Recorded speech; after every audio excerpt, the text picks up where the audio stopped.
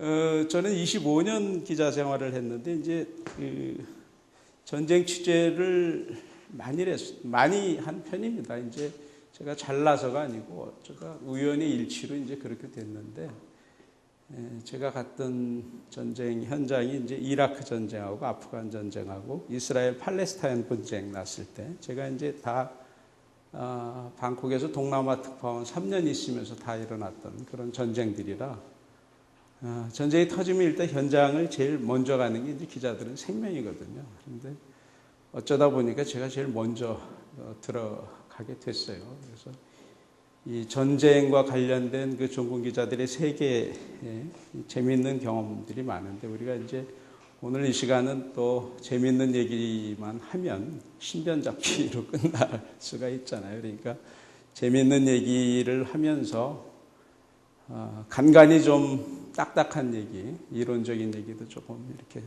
살을 붙여서 이렇게 이제 시간을 끌어 나가도록 하겠습니다. 이제 전체적으로 PPT를 작성하다 보니까 사진 들어가고 뭐 해서 47장이 됐는데, 너무 길면 중간중간에 시간 조정하고 그렇게 하겠습니다. 이제 이 PPT 작성을 한 거는 무슨 대단한 내용이 있어서라기보다 여러분들 다 프린트 아웃된 이런 자료를 너무 이렇게 연구소에서 잘 만들어 주셨는데, 제가 진행하는데 가급적이면 이제 삼천포로 빠지지 않고 맥을 이어갈 수 있도록 제가 그냥 편의상 작성한 그런 PPT니까 부담 없이 좀 쭉 듣고 보시면 되지 않을까 싶습니다. 여러 가지 전쟁터를 갔지만은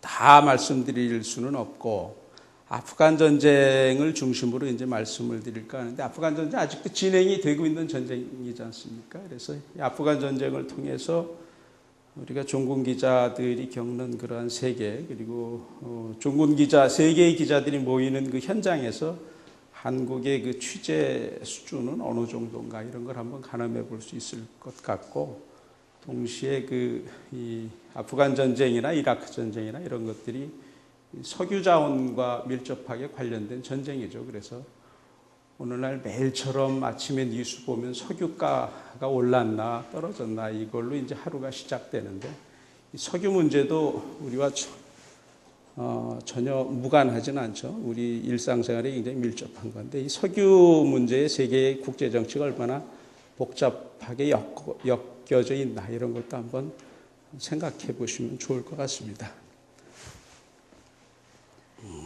잠깐만, PPT.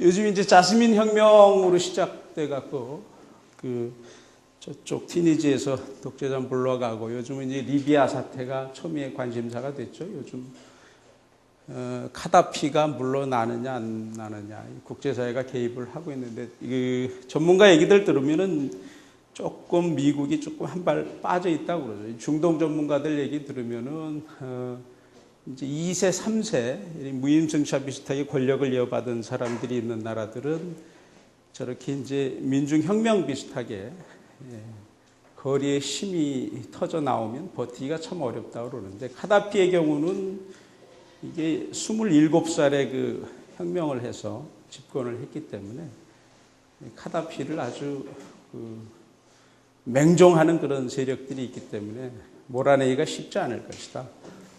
그래서 미국이 고민하면서도 한 발 약간 빼는 모양새가 되는 것이 지금 현재의 정확한 상황으로 봐야 될 것이다, 이렇게 해석을 하는데, 어쨌든 간에 이제 요즘 카다피 때문에 중동 사태가 불안하니까 이제 유가 200억 달러, 유가가 이제 리비아 사태가 장기화되면 200억 달러까지 오를 거다, 이런 비관론이 일고 있는데, 이러한 그 석유와 관련한 전쟁이 이제 2001년도에 아프간 전쟁이 터졌죠.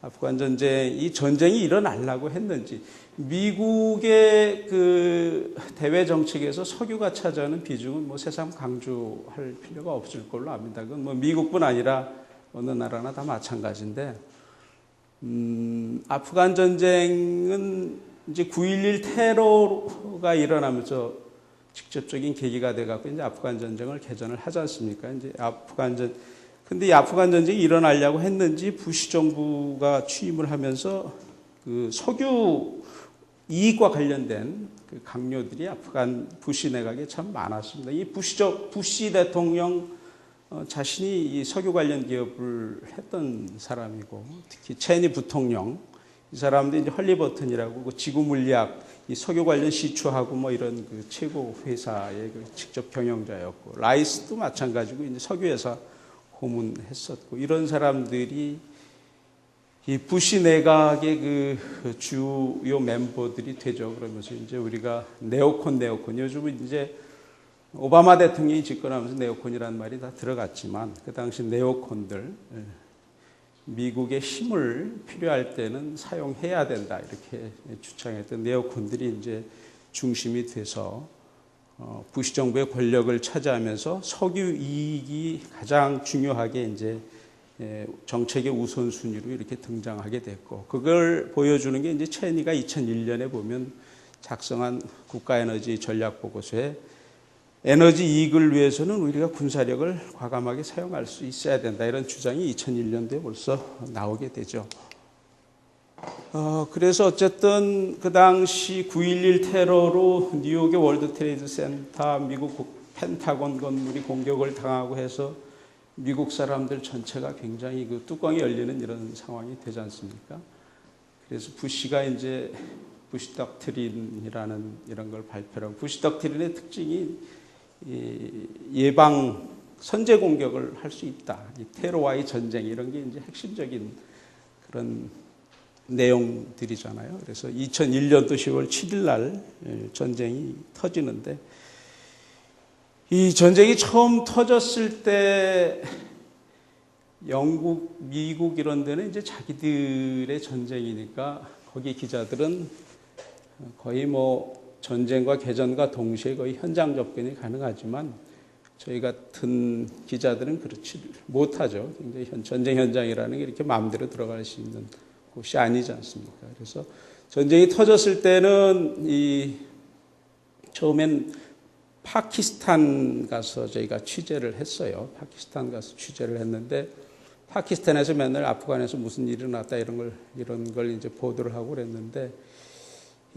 거기서 취재하다 보니까 아프가니스탄 들어가는 길이 열렸는데 너무 엄두가 안 나는 곳입니다. 이제 기자들이. 왜냐면은 거기는 그 정상적으로 이제 문명이 있는 그런 전장터가 아니고 완전히 원시사회 비슷한 곳이거든요. 그러니까 전기도 없지. 무슨 뭐 맥도날드도 없고, 무슨 뭐 레스토랑이 있는 것도 아니고, 여관도 없고, 호텔도 없고, 그냥 광야에 흙집만 있는 그런 곳에서 이제 전쟁이 처음에 시작이 됩니다. 그러니까 기자들이 들어가려면 아무리 취재를 많이 해도 송고를 해야 되지 않습니까? 방송도 해야 되고 그러는데, 그런 일체의 장비가 전기가 없으면은 무용지물이 되니까 감히 들어갈 엄두가 안 나요. 그런데 거기 파키스탄에서 이런저런 세계 기자들이 모여서 이런저런 얘기를 듣다 보니까 정보가 이렇게 게더링이 되고, 여길 들어가 보자 하는 그런 마음이 들어서 이제 회사에 건의를 해서 제가 들어가게 됐는데, 거기서 팀을 짜갖고 이제 아프가니스탄을 들어가게 됩니다. 그래서 아프가니스탄을 두 차례 이제 들어가게 되는데, 처음에 아프간 전쟁은 북부동맹 탈레반이 이제 권력을 장악하고 있고, 거기에 이제 북부동맹이 아프간의 한 4분의 1 정도 북부 지역을 차지하고, 이런 상태에서 전쟁이 이제 미국이 공격해서 이제 전쟁이 일어나는데, 이 첫 번째 북부동맹이 전쟁을 치르고 있는 그 현장을 제가 가게 되고, 그리고 나서 물이 떨어져서 이제 중간에 할 수 없이 다시 나와갖고, 물이 떨어지면 나와야 됩니다. 거기서는 물이 없으니까 다시 나오게 돼갖고, 두 번째 이제 카불이 함락돼갖고, 카불 두 번째 이제 다시 이제 들어가게 되고, 한 두 차례 이렇게 들어가게 되는데, 저희들이 그때 갖고 갔던 장비가 여기 입마 세트라고 이제 이게 지금은 뭐 이런 장비가 구식 장비가 됐지만, 그때만 해도 이제 대한민국에서 처음 사용한 장비죠. 저희가 KT에 이제 빌려서 갖고 간 장비인데 이게 화상전화 장비입니다. 아무 때나 그 접시 하나 들고 다니면서 아무 때나 방송 접시를 딱 펼치면 위성하고 연결이 돼 갖고 방송할 수 있는 그런 특수 장비를 갖고서 이제 아프간을 들어가게 되는데, 다음을 보죠. 아프간을 지도를 잠깐 보시면은 아프간이라는 곳이 이 탄자 붙은 나라가 주변에 있죠. 탄자 붙은 나라 주변에 있고, 이 탄자 붙은 나라 굉장히 지금 이게 그 세계적으로 주목받는 그런 나라들이잖아요. 우리나라도 요즘 저 MB 정부 들어와서 한승수 총리가 제일 먼저 방문했던 나라들, 카자흐스탄 뭐 이런 나라들. 왜 자원이 있기 때문에. 뒤에 뒷부분에 나오겠지만 이제 이 카스피해 지역의 그 석유 자원을 어떻게 이제 끌어서 쓰느냐, 파이프라인을 어떻게 깔아서 쓰느냐, 뭐 그런 게 나오기 때문에 하여튼 이제 떠오르는 나라인데, 어쨌든 아프간은 전쟁이 일어났고, 아프간이라는 곳이 전쟁이 일어난 곳이 저쪽 북쪽입니다. 따지키스탄이라는 나라, 그 페이자바드라고 하는 그 부근에서 이제 전장터가 형성이 됐고, 그래서 우즈베키스탄이 미국의 군사기지를 빌려주고, 그래서 우즈베키스탄을 통해서 따지키스탄을 통해서 이렇게 들어가는 방법이 있는데, 우즈베키스탄으로 들어가려면 저쪽에 협조가 있어야 되니까 불가능했고, 따지키스탄을 통해서 저희들이 이제 들어가게 됩니다. 우선 구체적인 그 얘기를 좀 더 하기 전에 아프가니스탄을 한번 잠깐 개략적으로 한번 살펴보고 가죠.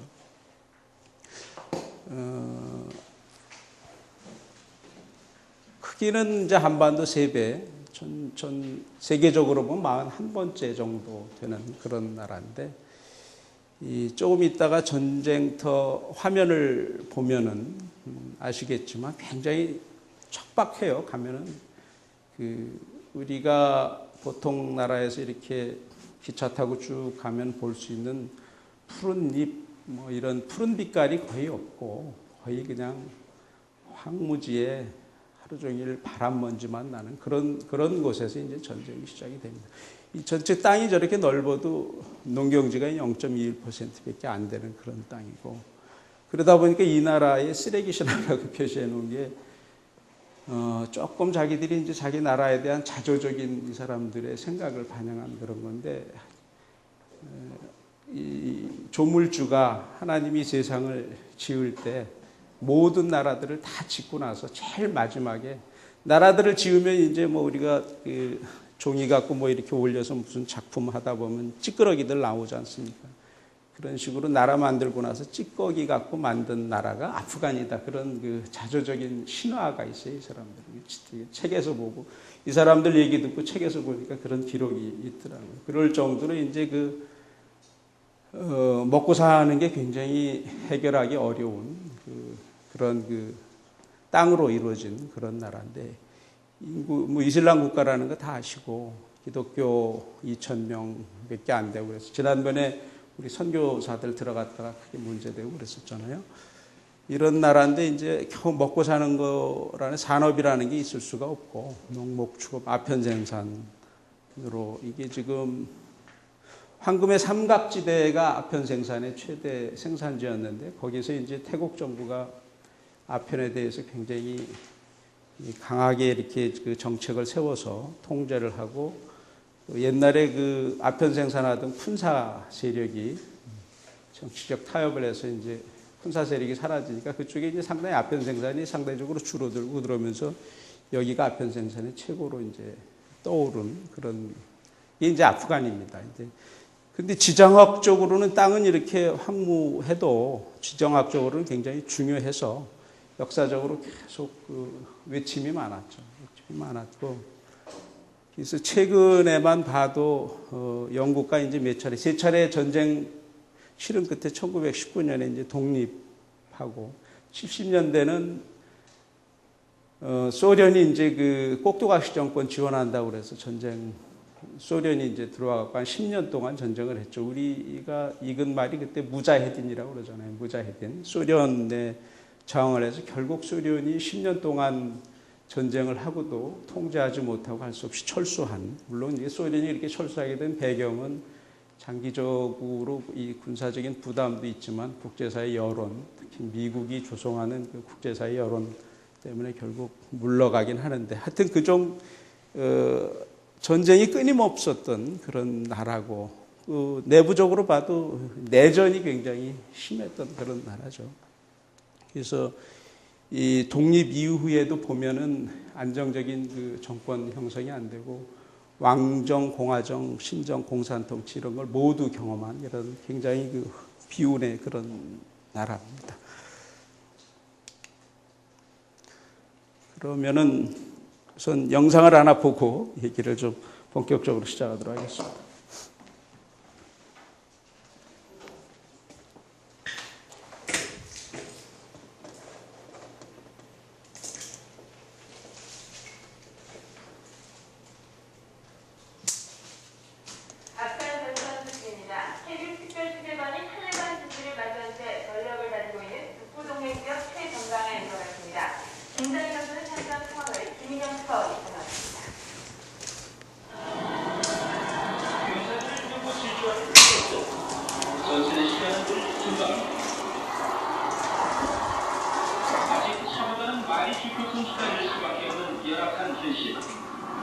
견면한 군복조차 제대로 잊지 못한 아프간 병사들이지만 실전 경험만 일장백입니다. 도시의 매설들 길을 기어올라온 진지에서 탈레반 땅이 한눈에 들어옵니다. 여기는 북부동맹 지역 비스타칼라 전선의 최전방으로 섭니다. 여기서 탈레반 진지까지는 불과 1km, 3분 간격으로 구성이 계속 세점으로 총망이 계속되면서 왼쪽 원천출을 막강한 탈레반의 전력 때문에 진전이 없었던 전선이지만 이제 미국의 전의 힘입어 반군 북부동맹은 결전의 날만 기다리고 있습니다.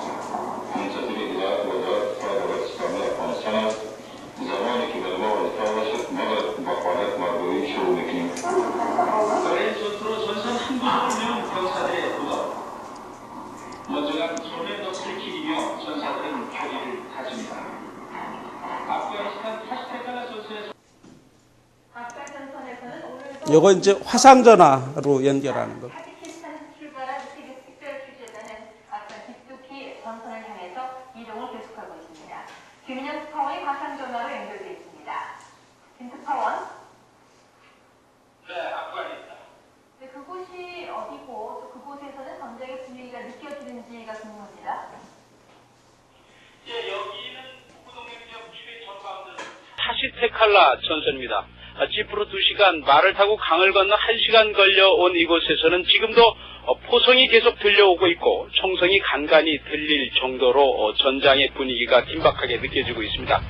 이 지역에서 가장 높은 그 고지 초소에서 불과 1km 지역이 바로 탈레반 지역입니다. 저희들이 고지 초소에 오를 당시 포성이 3, 4분 간격으로 계속 울릴 만큼 포사격이 계속 이루어지고 있습니다. 이 지역 사령관은 지금 탈레반 쪽에서는 신병훈련 모집을 강화하고 있다 이렇게 밝히고 탈레반 쪽이 신병훈련소를 겨냥해서 포사격을 집중하고 있다 이렇게 말을 했습니다. 현재 북부동맹 지역은 총공세 준비를 모두 끝내놓고 이제 마지막 이렇게 이 지역 사령관은 밝혔습니다. 네, 지금 전쟁의 중심지에 계신데 그곳에서 보기에 앞으로 전황이 어떻게 될 것 같습니까? 네, 오늘 이곳에 전해진 전황은 오늘도 그 미국이 카불 북쪽과 마자이 샤리프 지역에 공습을 계속을 했고 이에 힘입어서 북부 동맹 지역에서 마자이 샤리프에 대한 공세를 강화했지만은 마자이 샤리프는 여전히 탈레반이 장악하고 있는 것으로 알려졌습니다. 특히 마자이 샤리프 지역에서 가장 중요한 마자이 샤리프 공항을 탈환하기 위해서 북부 동맹은 전력을 집중했지만은 탈레반의 완강한 저항에 부딪혀서 별로 전선에 진척이 없는 상태로 알려졌습니다. 북부동맹 지역은 미국이 보다 강도 높은 공습 그리고 강도 높은 지상군을 하루속히 투입해 주기를 바라고 있고 강력히 요청을 하고 있습니다. 특히 혹한기가 시작되는 다음 달 이전 라마단 이전에 총공세를 했으면 하는 이런 바람이지만은 전장의 주도권을 미국이 쥐고 있기 때문에 아울러 장기전 태세에도 준비하고 있는 이런 모습을 보이고 있습니다. 타시테칼라 전선에서 KBS 뉴스 김인영입니다. 이게 물 흐르듯이 진행이 돼야 되는데 이게 제가 좀 이게 PPT가 조금 서툴러요. 이거 이나마도 이게 제 큰딸 도움을 받아갖고 이렇게 작성을 한 건데 용량이 많아서 그런지 이거 계속 뭐 몇 번씩 다시 넣고 그랬어요. 이렇게. 근데 또 지워지고 그래서 어쨌거나 저는 이게 10년 전에 취재를 한 건데 지금 봐도 제가 제 모습을 봐도 감회가 새롭긴 한데 참 못생겼다라는 생각을 좀 합니다. 제가 앵커라고 아까 소개해 주셨는데 특파원 갔다 와서 라디오 앵커를 이리저리 한 4, 5년 했어요. 그 덕에 이제 라디오 앵커 하면서 다행히 새벽 방송하고 이러면서 시간이 나서 경희대학에서 박사 공부도 하고 그랬는데 제가 라디오 앵커 하면은 되게 텔레비 앵커들 하기 원하잖아요. 근데 저도 텔레비 앵커를 하길 원했는데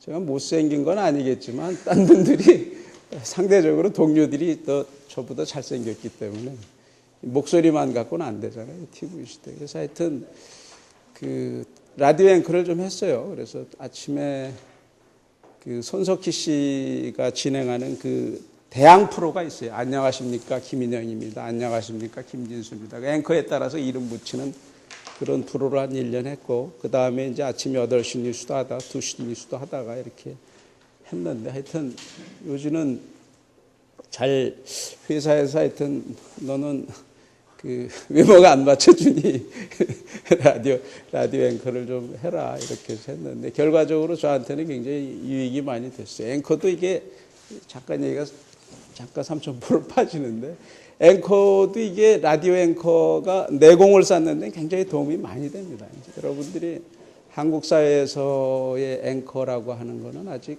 앵커라고 미국사의 앵커라고 할 수 있는 개념의 앵커는 없어요.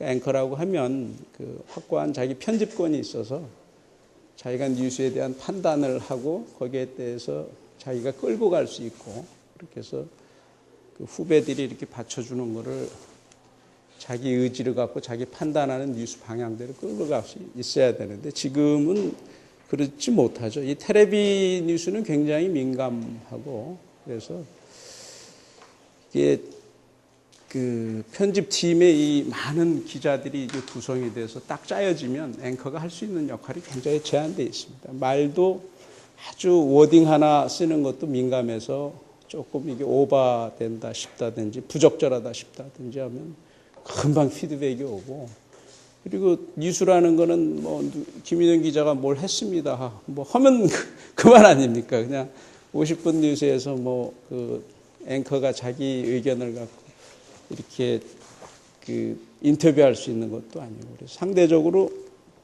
라디오 앵커가 훨씬 내공을 쌓기가 좋습니다. 한 2시간짜리 프로 이런 데서 각계 전문가들하고 이렇게 토론 잠깐 미니 토론도 좀 하고 그리고 그러면서 이제 자기 내공 지식을 쌓기가 훨씬 좋은 게 이제 라디오 앵커입니다. 얘기가 잠깐 3,000% 빠졌는데 다시 돌아오면 이게 화면에서 보신 게 짐작하는 게 이제 너무 굉장히 거칠잖아요. 자연 환경이 굉장히 거칠잖아요. 그래서 이런 데는 이 취재라는 것이 일어나고 있는 현상을 가서 구체적으로 그 현상을 만들어내고 있는 전쟁을 하고 있는 사람들을 만나서 어떻게 진행이 되는지 이런 걸 취재하고 그걸 보도하고 이런 게 우리의 본질적인 일이지만 그 일보다는 이게 서바이벌이 굉장히 중요합니다. 서바이벌이. 여기서 어떻게 먹고 살 것인가. 먹고 사는 문제가 해결이 돼야 취재도 하고 그럴 거 아니에요. 탈레반도 만나고 그러지. 그런데 이게 전쟁터라는 게 이 사람들은 아프간 사람들은 계속 개나 소나 다 총을 갖고 있는 그런 나라고 계속 전쟁해왔던 내전이든 외침이든 계속 전쟁을 해왔던 나라이기 때문에 그런데다가 자연 조건이 산업이 아무것도 없고 공산품 같은 게 겨우 파키스탄에서 넘어온 것들이 일부 있는 정도 이런 데니까 우선 이 물과 전기가 해결이 돼야 이제 취재를 할 수 있는 그런 곳인데 물이 없어요. 물이 거기 물이라는 게 강이 있지만은 그건 이제 식수로 쓰기에는 어려운 거고 끓여 먹다가 이제 설사도 나고 그러는데 어쨌든 굉장히 이 황폐한 자연 조건, 열악한 자연 조건과의 그 싸움이 이제 그게 그 자체가 이제 취재가 되는 거. 그래서 그 전쟁터가 또 그러다 보니까 굉장히 그 재래식 전쟁이다 보니까는 그 안전 개념 이런 게 없습니다. 아프간 사람들. 그 전쟁터 같으면은 미국이 전쟁터가 된다고 한다든지 우리나라에서 전쟁터가 된다 그러면은 기자들이 갈 수 있는 한계가 굉장히 그 통제가 굉장히 뚜렷하죠. 안전을 생각해서 기자들이 못 가는데 조금 전에 보세요. 제가 그 현장에서 온마이크 하는데 그게 바로 그 내다 보이는 곳, 그 참호가 이렇게 파져 있는 곳, 그게 한 1m 40-50cm 되는데 그 1000m, 1200m 그 앞에 탈레반이에요. 거기서 기관총으로 쏘면 그게 다 여기 맞아요. 그래서 이제 고개 숙이고 가고 그러는데 그런 데를 기자들한테 개방하는 것은 그런 개념이 없기 때문에 자기들은 전쟁이 거의 뭐 전쟁 놀이하는 수준으로 일상화되어 있기 때문에 기자들한테 막 개방하는 거예요. 그래서 그 기자들이 굉장히 거기서 이제 많이 단기간에 제 기자들이 많이 죽은 전쟁이 이제 아프간 전쟁이기도 합니다. 이 탱크 기자들은 이제 어떻게든 현장에 접근을 해서 이 보다 극적인 이런 그 상황이나 이런 거를 좀 어떻게 보도해줘서 내가 좀 한 건 할 수 있을까 이런데 이제 몰입해 있잖아요. 그러니까 현장이 위험해도 뭐 무조건 가려고 그러죠. 무조건 수단 방법 안 가리고 가려고 그러는데 그러다 보니까 아프간 탈레반 공격하는 그 탱크에 기자들이 타고 갑니다. 그 말이 안 되죠. 그런 탱크를 타게 하는 게 말이 됩니까? 근데 거기 타고 가다가 타는데 안 말리니까 타고 가죠. 보다 이제 극적인 화면을 얻기 위해서 가는데 가다가 탈레반이 쏜 그 포탄에 이제 탱크가 맞으면서 기자들이 당장 죽어버리고 하는 그런 게 이제 아프간 전쟁입니다. 그런 전쟁인데 그런 위험이 있는 반면에 이 기자들은 또 그 탈레반뿐 아니라 일반 사람들이 그 납치 표적이 됩니다. 이 사람들 그 생활 수준이라는 게 거기 아프간 국립은행 직원이라고 해야 한 달에 한 $10 정도의 월급인데 전쟁터는 무슨 돈이 아니면 내 안전은 돈이 아니면 보장해 주질 않기 때문에 당장 이제 이동하려면 경호원을 고용해야 되고 모든 게 이제 돈과 연결. 거기서 통역을 하려면 하루에 몇백 불 줘야지. 또 찝차 아니면 못 다니잖아요. 찝차 하루에 몇백 불 줘야지. 그러니까 돈만이 이제 기자들의 그 안전을 담보해 줄 수 있기 때문에 돈을 뭐 몇만 불씩 5만 불, 10만 불 이렇게 들고 갑니다. 들고 가면은. 근데 그게 아는 사람들은 알아요. 그래서 기자 하나 잡으면 몇 대가 먹고 사는 게 되는 거죠. 이제 횡재하는 거죠. 그래서 근데 여기가 이제 기자들 이동을 하게 되면은 이 콘보이 애들 이제 군인차들이 이제 콘보이를 해서 기자들이 한 뭐 100명이면 100명이 팀을 짜고 쫙 갑니다. 집차들이 막 100대가 쫙 가면은 여기에 무슨 도로가 있어요. 뭐가 있어요. 그냥 황야에 가다 보면 지형도 이렇게 그 굴곡이 많고 이러다 보면은 한 100대 이렇게 가다 보면은 뒤처지는 데가 있죠. 그러면은 그 위 높은 곳에서 망원경으로 이렇게 보고 있다가 뒤처지는 그 집차 습격해갖고서 기자하고 뭐 통역 이런 거 다 싸죽이고 돈 털어가고 그래도 여기가 무슨 치안이 있는 곳이 아니잖아요. 문명사회가 아니니까. 무슨 시체 발견했다고 신고한들 그걸 뭐 조사를 하겠습니까? 기자 하나 죽인다고 한들 그건 누가 조사를 하겠습니까? 그러니까 기자들이 그런 표적이 많이 돼요. 그리고 그 숙소도 그래서 아무 숙소나 못 잡습니다. 숙소에 들어와서 유리창 깨고 들어와서 그 기자 죽이고 이렇게 돈 훔쳐간 그런 사례도 있고 그래서 숙소는 아프간 정부 외무성에서 보장해주는 숙소가 있어요. 그래서 거기를 이제 반드시 경호원들이 총 세고 밤새 이제 보초수고 그럽니다. 그런 데서 이제 안전 숙소에서만 살 수 있고 여기 뭐 4시 되면은 벌써 어둑어둑해져서 어디 다닐 수도 없고 다니면은 굉장히 위험한 곳이고 이런 곳입니다. 그런데 이런 전쟁터에서 이다 보니까 이 돈이 기자들의 안전을 담보하고 취재 환경의 조건을 좌우하다 보니까 이 부자 나라와 그 가난한 나라의 그 위상이 여기서 아주 뚜렷하게 나타납니다. 이게 우리가 이제 그 앞에 타지키스탄 옆에 있는 나라를 통해서 한 10시간 거쳐서 찝차를 타고 와서 가는데 아까 말씀드리길 물이 없다고 그랬잖아요. 먹는 물을 사갖고 들어가서 물이 떨어지면 철수해야 돼요. 물이 떨어지면. 근데 물을 그러다 보니까 많이 갖고 가야 되는데 많이 갖고 갈 수도 없어요. 찝차 한 대 빌리는데 하루에 300불, 찝차 한 대 더 빌리면은 300불이 추가로 들어가고 이러니까 우리 팀이 이제 저하고 카메라 기자 둘, 카메라 기자 둘, 엔지니어 해서 5명인데 5명에 방송 장비 싣고 거기다 물 싣고 그러면 찝차 2대 갖고 뭐 굉장히 빠듯하게 갑니다. 그러니까 저희가 들어갈 때는 딱 2주 버틸 수 있는 거예요.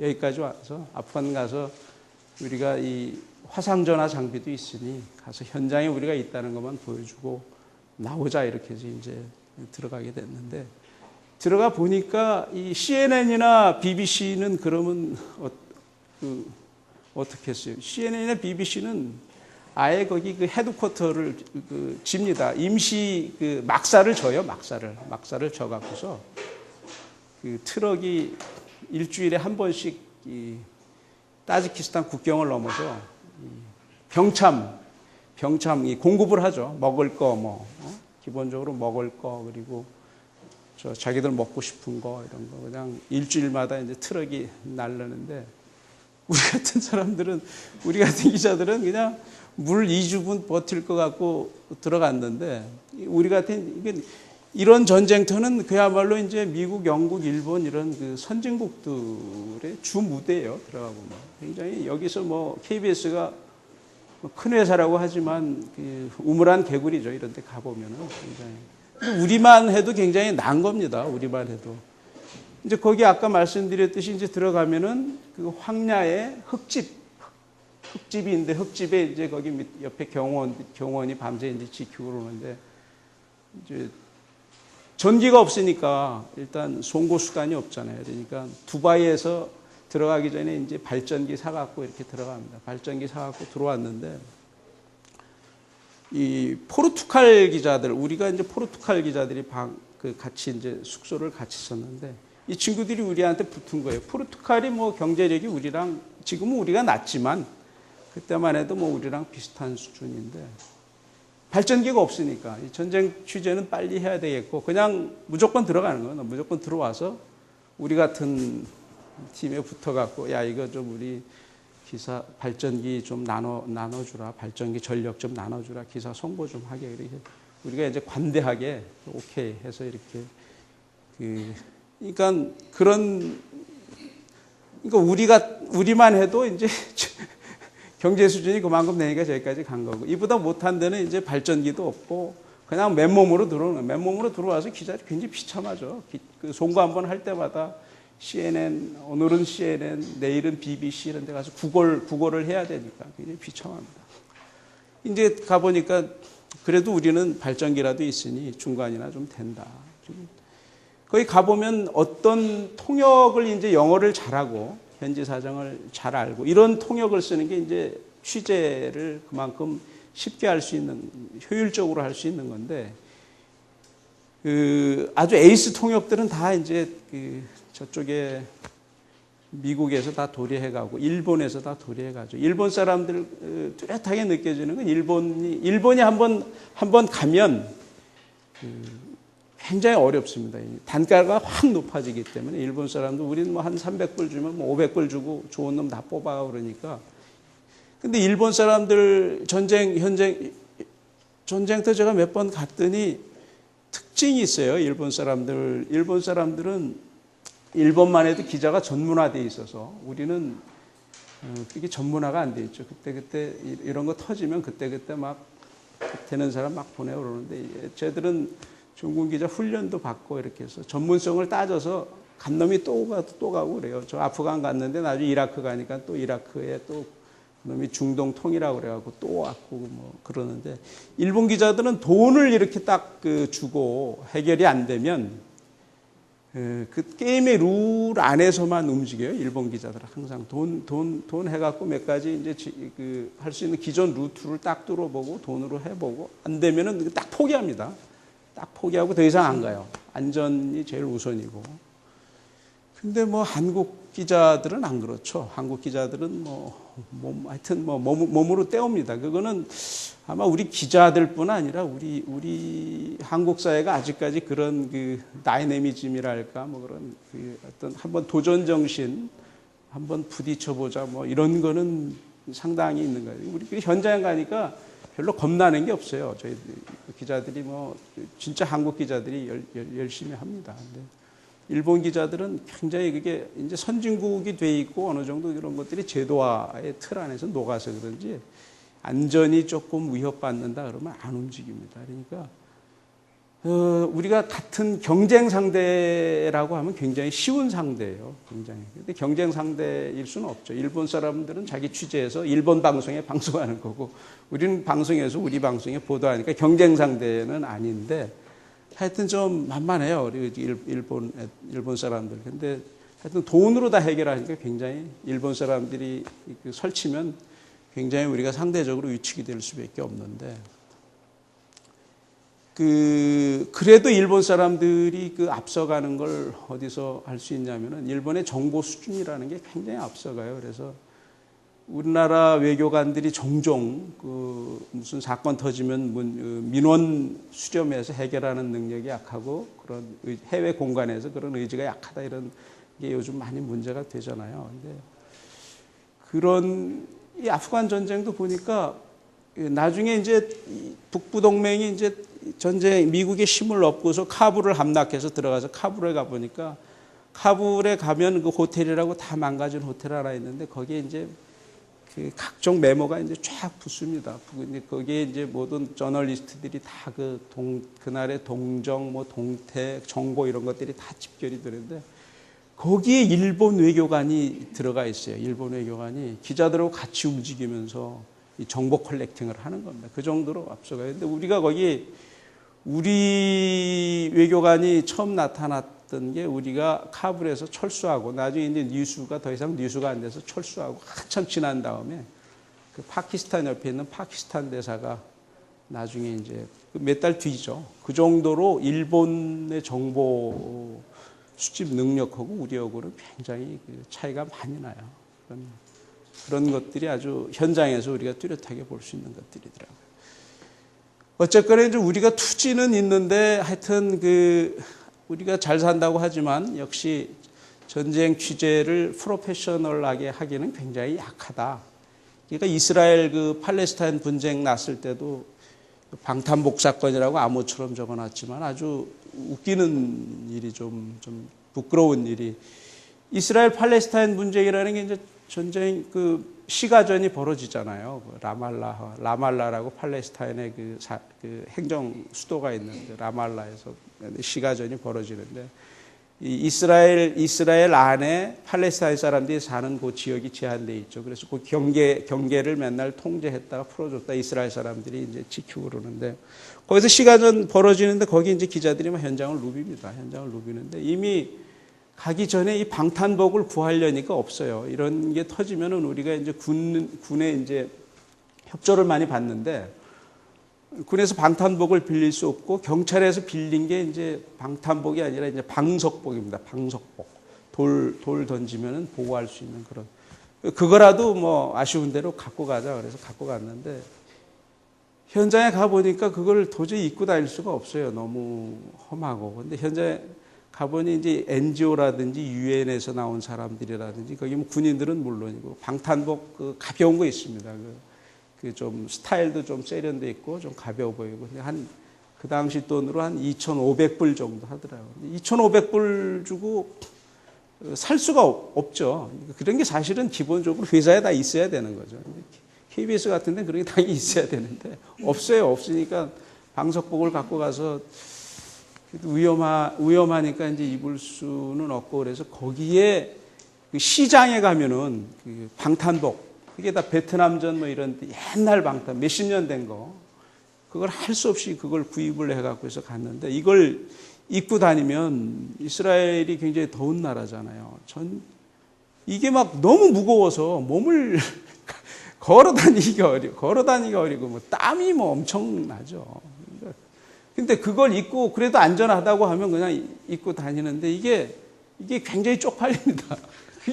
그거 입고 현장에 나타나 보십시오. 그게 세계 저널리스트들이 다 모여 있는데 KBS 한국을 대표하는 언론이 와갖고서 그 방탄복이 없어갖고 그 60년대 입던 그 방탄복 그 군용색 막 무거운 거 다 떨어진 거 그거 입고 막 땀 뻘뻘 흘리고 다 이게 나중에는 안전이 문제가 아니고 이게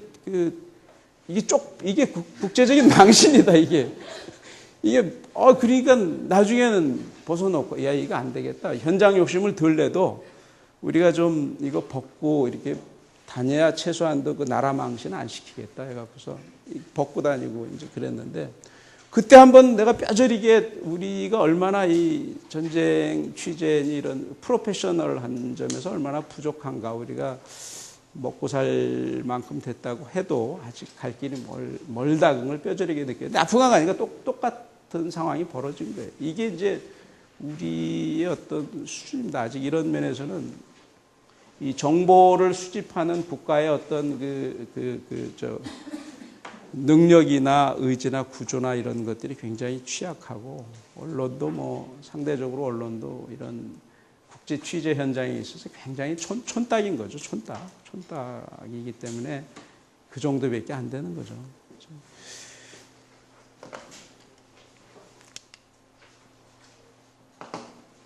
근데 이제 오래 있다 보니까 먹는 문제가 굉장히 심각합니다. 1차적으로 물이지만은 먹는 문제라는 게, 거기 무슨 뭐 중국집이 있습니까? 뭐 시켜 먹을 게 있어요? 사 먹을 게 있어요? 아무것도 없죠. 그냥 먹는 게 우리가 싸갖고 들어간 라면하고 뭐 햇반 이런 거고, 시장이라고 가보면 이제 걔들 아주 원시적인 농산물 몇 가지 있어요. 쌀 같은 거 몇 가지 있고 그러는데, 이게 오래되니까 먹는 게 참 고통스럽더라고요. 양고기 요리가 있는데, 같은 양고기라고 그래도 여기도 이제 그 중동식 레스토랑들이 한국에도 많이 들어와 있어서 그 고급 레스토랑에 양고기를 하고 그러는데, 양고기도 이라크 같은 데는 양고기 하나 갖고 요리법이 수십 종류가 있습니다. 근데 아프간은 딱 그거 하나입니다. 양고기 이 쇠꼬치 길다란 쇠꼬치에 꽂아 갖고서 그냥 굽는 거 돌려서 굽고, 그 넓은 빵이 있어요. 난빵 같은 거, 하얀 빵. 거기에다 이제 그 쇠꼬치에 갖고 이렇게 싸 먹는 건데, 우리가 그 먹기가 참 어려워요. 먹기가. 우선 왜냐면은 아프간 들어가면서 이제 딴 기자들 보면 그거 먹고 이 장이 굉장히 결정적으로 나타나거든요. 그런 데는 장이 굉장히, 그런 현장에 가면은 물이 바뀌지 이 음식이 바뀌지, 그러니까 장이 굉장히 민감하게 반응을 해요. 그러니까 그런 것도 겁나고, 이미 다른 그 외국 기자들 탈난 것도 보고 뭐 이러니까 감히 이제 먹을 염두를 안 내고, 그러니까 제일 좋은 게 이제 그 닭입니다. 닭고기. 닭이 아까 아프간 국립중앙은행 월급이 10불인데 닭 하나에 15불이에요. 15불 주면, 15불이라도 우리는 굉장히 싸죠. 우리 수준으로는. 15불 주면 거기 총 들고 밤새 지키는 개가 좋다고 가서 이제 생닭, 살아있는 닭 사다가 우리 보는 데서 이제 털 다 죽이고 털 뽑고 이렇게 해서 주면, 그걸로 이제 우리가 삼계탕을 끓이죠. 쌀은 그 아프간 시장에서 쌀은 있으니까 이제 우리 쌀 같은 아니고 날아가는 쌀이지만 쌀 집어넣고 배를 묶어야 되잖아요. 거기 배를 묶어야 되는데 묶을 실이 없으니까 우리 그 맨날 먼지 오고 싸움하느라고 마스크를 많이 하는데, 마스크 끈을 끊어 갖고서 이제 마스크를 이렇게 묶죠. 묶어서 먹으면 그 삼계탕이 아마 그 우리 구성원들 다 그렇게 얘기를 하죠. 같이 갔던 자들. 진짜 그 이상 맛있는 삼계탕이 없어요. 진짜 맛있습니다. 이게 맨날 그 이상한 음식만 먹다가. 근데 어느 날 아까 말씀드렸지만은 신문 기자들이 몇 명 들어왔어요. 신문 기자들이 KBS가 그 정도 거지인데 신문은 뭐가 있겠어요? 그냥 딸랑 볼펜 하나 갖고 들어옵니다. 볼펜 하나 갖고 들어와서 그래도 이제 그게 굉장히 열심히 하는 각사에서 제일 민환 기자를 보내는 거예요. 기자 욕심 되니까 막 제일 먼저 들어가서 현장 사진 하나 찍어. 그러니까 막 오늘은 CNN 가서 구걸하고 기사 송고할 때마다 BBC 가서 구걸하고 그러다 우리를 딱 만난 거예요. 야, 발전기도 있다고 그러지. 야, 역시 KBS가 다르구나. 그러니까 그런 데서는 굉장히 그 동포애가 뜨겁게 느껴지잖아요. 그래서 오늘 전에 우리가 파티해 줄 테니까 와라. 그래서 이걸 삼계탕을 끓여서 그걸 먹고 울었어요, 기자가. 얼마나 그 며칠 동안, 한 일주일 동안 그 서러웠으면. 그 한국 기자가 있어요. 누가 있어요. 그 BBC니 뭐 CNN 이런 애들 만나서 해보면 그냥, 기자, 뭐 선의로 이렇게 도와주는 사람이 있는가 하면 노골적으로 이렇게 경멸하고 아주, 그런 적이도 안 되면서 뭐하러 오냐, 이런 표정을 짓는. 하여튼 그런 걸 다 그 굴욕적인 걸 다 감수하고라도 그냥 버텨왔는데, 우리 만나갖고 전기도 쓰고 삼계탕도 대접받고 그러니까 눈물이 나는 거죠. 그래서 두고두고 이제 돌아와서 그 얘기를 하는데, 이것도 이제 먹다 보니까 삼계탕도 이제 몇 번 먹다 보니까 또 이게 입이 간사해서 또 딴 걸 또 먹고 싶은 거예요. 그래서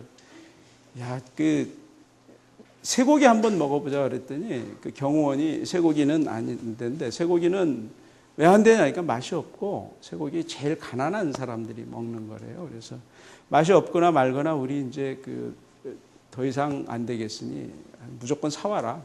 그랬더니 쇠고기를 사왔어요. 쇠고기를 사왔는데 보기에는 그럴듯하죠. 이 붉은색의 이렇게 스테이크로 막 굉장히 그럴듯해서 우리가 프라이팬에다가 그 불 펴갖고 장작불 펴갖고서 이제 잘 익혀서 이제 먹는데 굉장히 기대를 하고 먹는데, 근데 이상하게 이게 고기를 구우면 약간의 그 군침이 돌게 하는 그런 구수한 냄새가 있었는데 구수한 냄새가 없어요. 고도 굽는 과정에서. 그래서 좀 이상하다. 근데 어쨌든 보기에는 그럴듯하냐 한번 먹어보자고 먹는데, 이게 거짓말 안 못해서 이게 타이어입니다. 타이어 조각 씹어 보세요. 아무리 씹어도 줄어들지 않고 그대로이고 아무 맛이 없어요. 아무 맛이. 그래서 그래도 좀 아무리 그래도 한 50번 씹으면 그래도 좀 되겠지 하고 씹다가 결국 포기하고 이제 다 버렸어요. 다 버렸는데 그런 게 해도 너무 이럴 수가 있는가? 그럴 수밖에 없는 게 소가 여기 찬찬히 생각을 해보니까 아프간이 아까 그 화면에서 보듯이 온통 광야 아닙니까? 거기에 풀이 없잖아요. 이 소들이 그걸 풀 하나 찾기 위해서 온갖 산만리 다니면서 풀 하나 겨우 뜯어먹는 그런 소니까 소가 이게 이제 고기가 아니고 온통 근육인 거죠, 근육. 근데 그거를 먹겠다고 했으니 이제 할 수 없이 경호원이 우리가 사오라 해서 사왔는데 그런 상황이 된 겁니다. 이제 술도 이제 가보니까 이제 나중에 카불 함락, 이 아프간이라는 곳이 이슬람 국가니까 술이 없죠, 술, 애들하고 굉장히 친해져도 술 먹자 그러면 우리 율법에 어쩌고 안 먹는데, 나중에 이제 거기서 크리스마스 지내게 됐는데 술을 잘 먹어요. 우리가 주면 무지하게 잘 먹습니다. 잘 먹고. 근데 그게 막 사람들이 들어와서 하다 보니까 술이 막 동이 나갖고 보드카 한 병에 이제 250불. 보드카 싸잖아요. 이게 러시아 보드카도 아니고 그 옆에 탄자 붙은 나라에서 만든 아주 싸구려 술인데 그게 하나 250달러 내고 사고 그럴 정도로 이제 열악합니다. 근데 그래도 하여튼 먹는 거는 이럭저럭 버텼는데 어느 날 갑자기 보니까 우리랑 같이 있던 포르투갈 기자가 새벽에 일어나면 그 호텔 가면 그 몸 전체를 가리는 큰 타올 있잖아요. 타올. 하얀 타올로 이렇게 몸을 그 하체를 다 싸고 화장실을 가더라고. 화장실이라는 거 거기 재래식 화장실이거든요. 말 그대로 빠지면 나올 수 없는 깊이의 재래식 화장실이에요. 근데 아침마다 거기를 가요. 그래서 보니까 저 무슨 일이 일어났냐 그랬더니 아메바 설사라고 있어요. 아메바 설사라고. 이게 설사 장이 반응을 하면 내가 그 참아야 되겠다 하면 이게 통제가 돼야 되는데 이 교감신경이 통제가 안 되는 거예요. 그게 이제 아메바 설사. 자기 의지와 관계없이 이게 그 쫙 나오는 거예요. 그러니까 새벽마다 그 타올 갖고 이제 왔다 갔다 하고. 근데 그게 얼마나 힘들겠어요. 그래도 그걸 버텨야 되는데 거기다 또한 그 포르투갈 기자가 굉장히 운이 없어요. 나중에 그 사람들이 우리나라 올림픽 지난번에 월드컵 할 때 왔다가 카메라도 잊어버리고 그랬는데 이상하게 운이 없어. 그 팀이 하루는 자고 거기 이제 빨래를 그 경호원한테 맡기면 빨래를 자기들이 해줘요. 물론 돈은 약간 우리가 달러를 주지만은. 근데 어느 날 청바지를 갖고 와서 입는데 뭐가 따끔해서 보니까 전갈입니다. 전갈에 물린 거예요. 근데 빨래 안에 들어가 있던 전갈. 근데 그게 사람의 목숨을 위협할 정도의 치사량이 없어서 다행이지. 그러니까 고통만 주는 치사량이 적은 전갈이지. 근데 그런 사건들이 기자들마다 다 겪어요. 보통 설사는 많이 겪고 크고 작게는. 근데 저희 팀은 신기하게도 한 건도 없었어요. 건강하게 나왔어요. 물론 제가 이제 그때 매일처럼 제가 이제 기도하고 그랬지만은 그래서 교인들한테 저는 이제 교회 다니는데 교인들한테 기도 부탁하고 매일처럼 기도하고 그러는데 그때 그래서 같이 갔던 그 기자들이 김 선배의 기도 덕분이라고 나중에 이렇게 참 나도 교회 나가야 되겠다고 그런 얘기도 하고 그랬는데 아니 이제 사람이 이런 열악한 조건에 가면 약해지는 겁니다. 굉장히 그런 주변에서 야 오늘은 누가 아메바 설사 걸렸다, 오늘은 누가 전갈에 물렸다 그러면 심란해요. 그게 언젠가 저게 내 차례가 될지 모른다 그래갖고. 근데 2주 지나니까 물이 떨어져 갖고 나왔어요. 우리도 더 버텼으면 이제 욕심내갖고 강물 떠온 거 그거 이제 끓여 갖고 했으면 우리도 아마 그렇게 됐을지 몰라요. 근데 다행히 우리는 2주 안에 회사에 돈이 다 떨어져서 더 이상 버틸 수가 없다. 돈을 보내달라. 그랬더니 뭐 돈 보내는 거 문명국가면은 계좌 이체 탁 해버리면 되는데 여기는 돈이 공수가 안 되잖아요. 돈이. 그러니까 돈을 보내려고 그러면은 사람이 인편으로 이제 몇만 달러 또 들고 와야 되는데 그렇게 되려면 아예 취재팀을 바꾸는 게 낫겠다 해서 이제 2주만 하고 나왔는데 나중에 한 열흘 들어와서 열흘 정도 쉬다 보니까 다시 들어가라고 그래서 나중에 다시 들어갔는데 참 KBS가 얼마나 그때 그 구멍가게 이런 살벌한 현장을 갖다가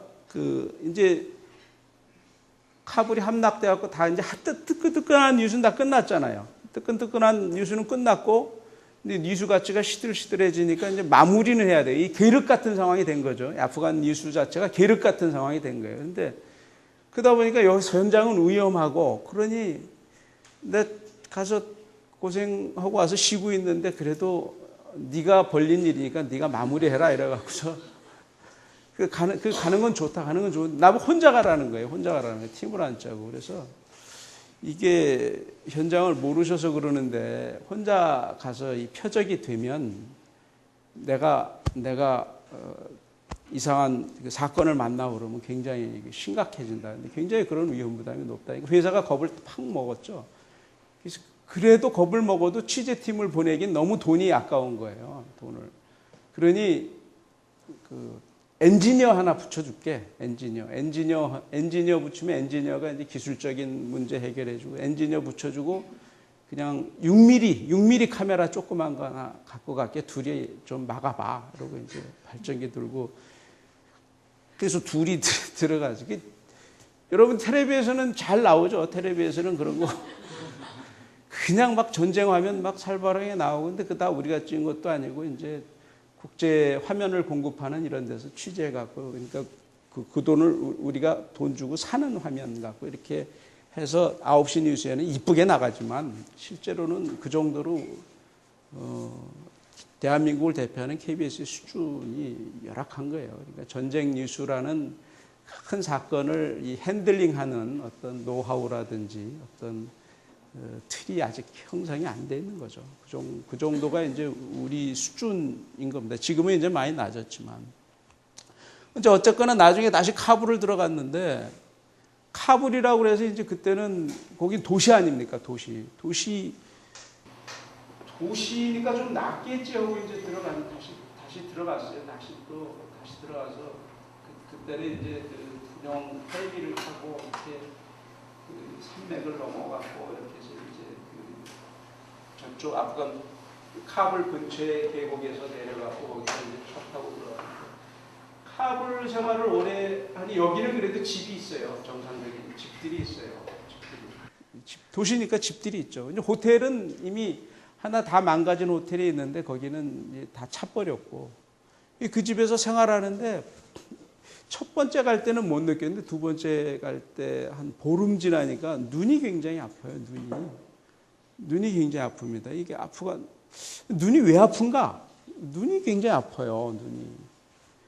눈이 왜 아픈가? 그러니까 문명권에서 벗어나서 눈이 아픈 거라는 게 제가 이제 나중에 분석을 해보니까, 이 눈이라는 게요, 우리가 일상적인 공기를 우리가 호흡을 하고 이 문명권에 있으면은 우리가 이쁜 옷을 입은 여자도 보고, 그 잘생긴 사람도 보고, 또 아름다운 것도 보고, 뭐 텔레비도 보고 이러면서 그 눈이 그런 게 이제 그 모든 눈에 공급하는 뭐 영양소라고 그럴까, 하여튼 그런 것들을 자연스럽게 볼 수 있는데, 아프간이라는 곳은 그런 좋은 거는 하나도 없고 나쁜 것만 보게 돼 있는 겁니다. 나쁜 거.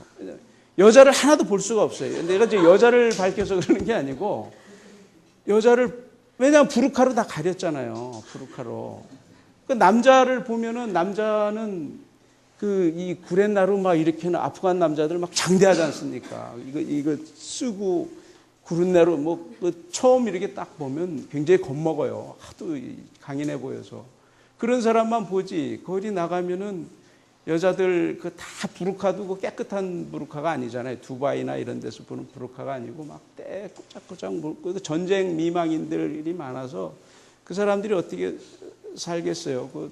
우리가 식당에서 식사를 하면 식당 밖에 쫙 한 50명 이렇게 쫙 길거리에 쭉 이러고 앉아 있습니다. 이제 할머니인지 아줌마인지 가려서 모르는. 그래서 음식이 우리가 먹고 남으면 이 많이 남고 우리 입엔 맛도 없고 하니까 이제 많이 남을 거 아닙니까? 그러면은 그걸 밖에다 내주면, 내주라 그러면은 그거 막 와서 경쟁하는 겁니다. 그거 먹고 거기서 또 그거 싸다가 가서 아이들 먹이고 그러는 거거든요. 그러니까 눈이 도시는 다 파괴됐지, 완전히 싸그리 파괴됐어요. 파괴 현장만 보는 겁니다. 파괴 현장만 보든지, 아니면 흙먼지만 보든지, 아니면 아프간 그 험상궂은 사람만 보든지, 부르카만 보든지 이런 겁니다.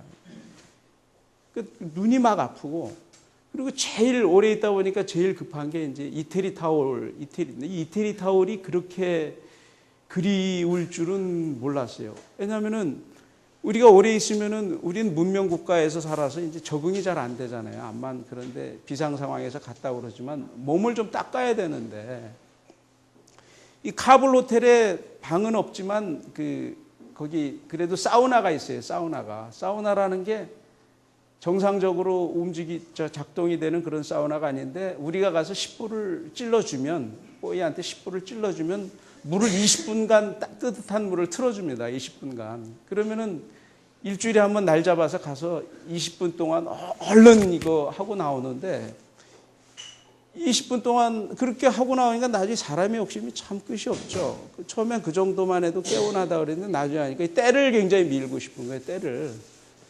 이게 이 몸뚱은 때를 밀고 싶으니까 아프간의 그 재래시장인 온통 다 다니면서 그 이태리 타월 비슷한 거를 구하려고 우리 다녀도 없어요. 그 굉장히 신기하죠.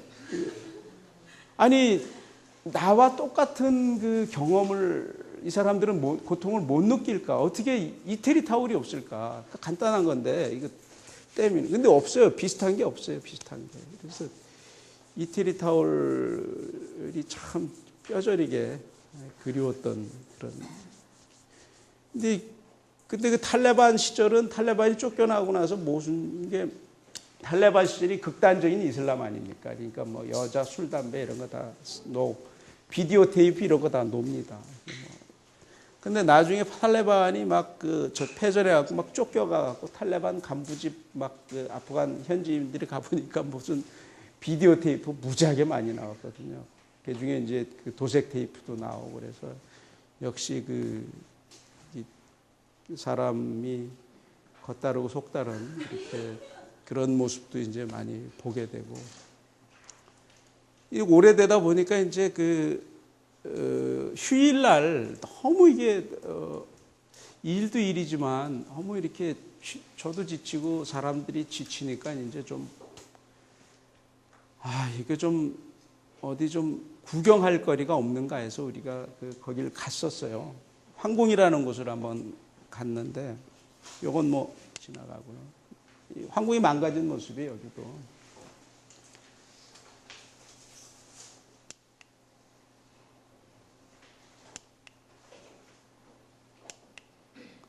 총알 박힌 모습이고 여기 이제 우리 취재팀이고 근데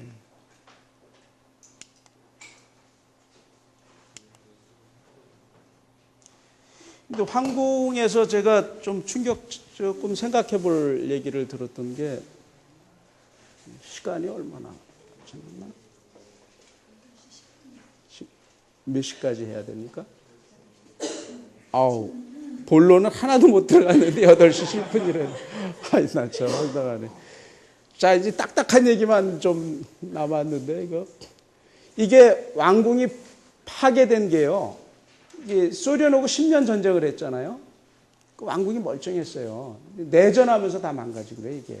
이 내전이 그만큼 이게 집안 밖에 사람, 우리도 밖에 사람하고 싸우는 것보다 집안 싸움이 더 무섭잖아요. 내전이 더 무서운 일은 역사적으로 무서운 일, 무수히 많죠. 지금도 아프리카 수많은 나라들 다 그러고. 내전 때 망가졌다는 거예요, 왕국이. 그래도 문화적 가치가 있기 때문에 마지막 이게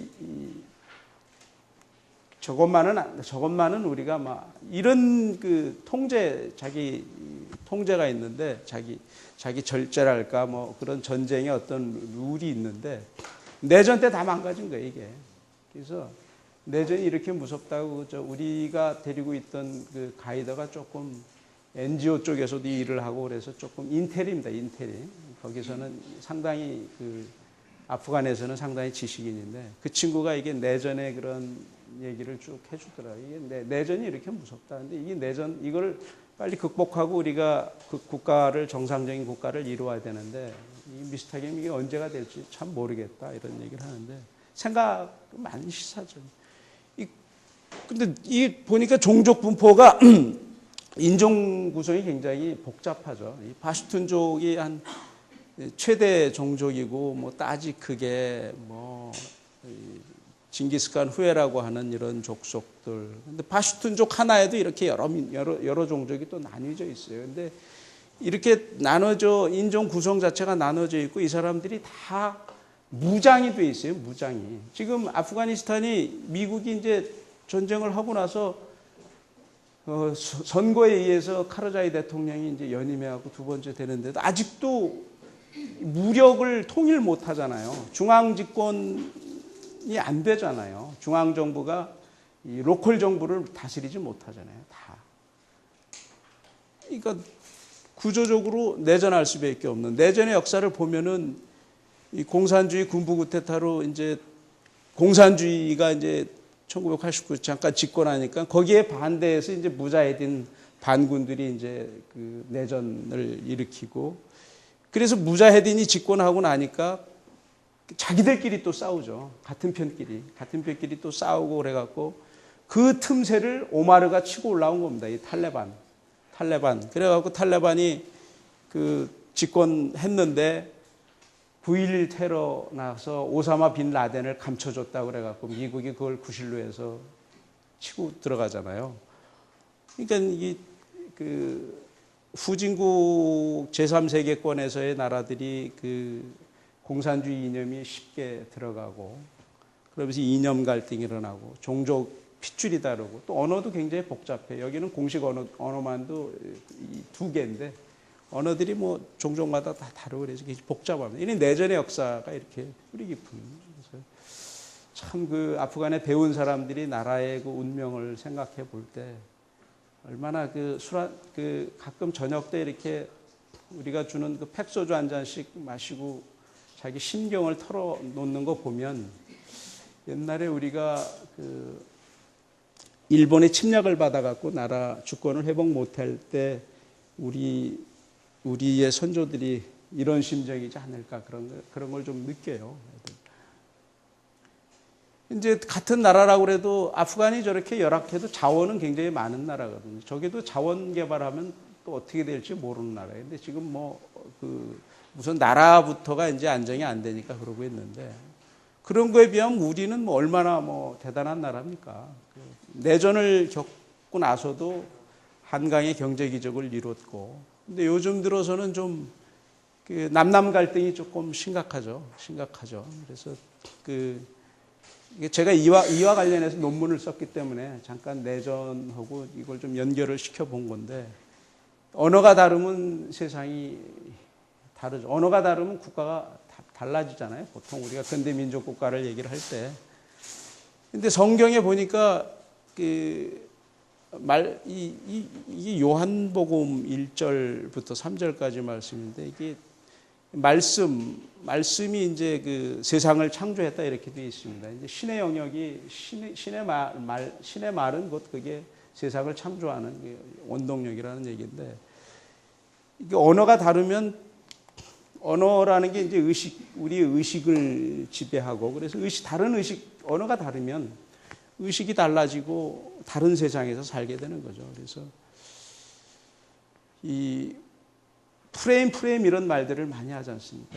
요즘 프레임은 뒤에 나오는 조지 레이코프라는 사람이 또 프레임 이론을 인지 언어학자가 이제 개발을 해갖고서 요즘 조지 레이코프의 코끼리는 묻지 마 이런 책들이 많이 읽고 그러는데 이 프레임이라는 게 신문방송학 언어학 이런 데서는 신문방송학 이런 데서는 프레임 분석을 오래전부터 했죠. 프레임 분석에 대한 이론이라고 하긴 뭐하고 좌우지간 프레임 분석을 많이 했습니다. 근데 프레임 분석이라는 게 사람은 객관적인 현실을 있는 그대로 인식하지 못한다라는 게 전제가 되어 있는 거죠. 같은 현실이라도 이 주관적인 해석이 다 다른 거죠. 우리 내부에 그 생각의 그 프레임 틀이 있어서 그 틀에 따라서 해석이 달라진다. 이런 거 아니겠어요? 쉽게 얘기해서.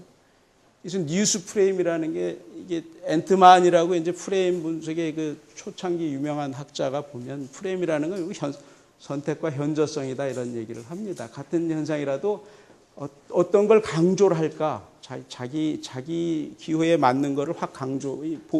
보수 쪽에서 보면 보수에 맞는 팩트를 확 강조하고 그것만 보도하고 보수에 불리한 거는 싹 빼고 이런 것들이 이제 뚜렷하잖아요. 우리 언론도 보면은. 그래서 뉴스 프레임에 따라서 완전히 같은 그 팩트를 놓고서도 완전히 다른 해석이 가능한 이런 거를 이제 이런 프레임 분석을 갖다가 조지 레이코프라는 탁월한 학자의 노암 촘스키 제자라는 사람인데 이 사람은 이제 프레임 분석이 왜 유명해졌냐면은 결국 이 프레임 분석, 이 프레임이라는 개념을 갖다 이제 정치에 이제 적용을 해서 이제 유명한데 이 정치에서 어떤 프레임을 선점하는 세력이 이제 선거에서도 이기고 그런다는 거죠. 프레임이라는 걸 이를테면 예를 들어 보면 무상복지, 세금 폭탄 이렇게 심플한 용어로 어떤 의제 설정을 해놓으면 그래서 그게 막 그 의제 설정한 것이 여러 사람에게 퍼지면 어떤 프레임 틀이 형성이 돼갖고 그 프레임 틀 안에서만 이렇게 뱅뱅뱅 해서 그 생각이 돌아간다는 거야. 이를테면 미국이 테러와의 전쟁할 때도 그랬다는 거죠. 테러와의 전쟁. 이 테러와의 전쟁하니까 9.11 테러 나고 나서 미국 사람들이 열받아 있을 때 그 테러와의 전쟁이라는 그 용어로 미국 사람들이 프레임을 형성을 해서 결국 국민을 전쟁에 동원하는 데까지 성공했다 뭐 이런 건데, 이 조지 레이코프라는 사람이 한 얘기가 이런 얘기입니다. 이제 합리주의는 보편적 이성을 강조하지만 이 뒷부분이 중요하죠. 이 동일한 사실들이 팩트는 똑같은데 사람마다 프레임이 다르면 결론이 다르다는 거죠. 이 조지 레이코프라는 사람이 얘기한 게. 그래서 구체적으로 보면 천안함 사건 났을 때도 천안함 사건이 물론 과학적인 증거를 제시하는 그 한계가 있겠지만 과학적인 증거에 충분하고 부족하고를 떠나서 프레임이 다르다는 거죠. 프레임이. 그러니까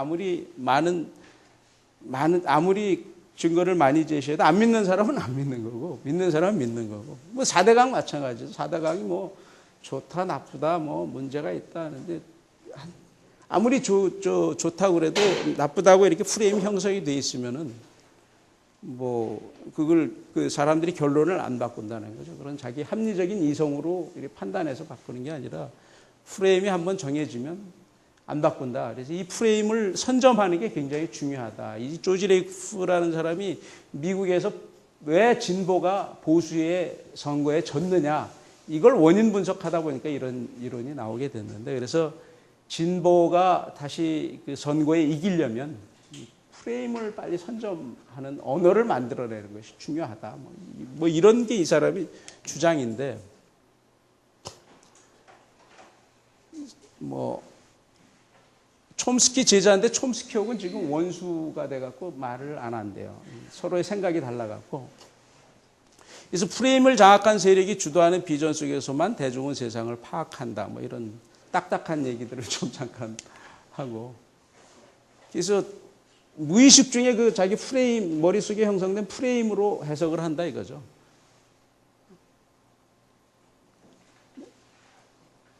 상대편의 프레임을 단순히 부정하는 것은 단지 그 프레임은 강할 뿐이다.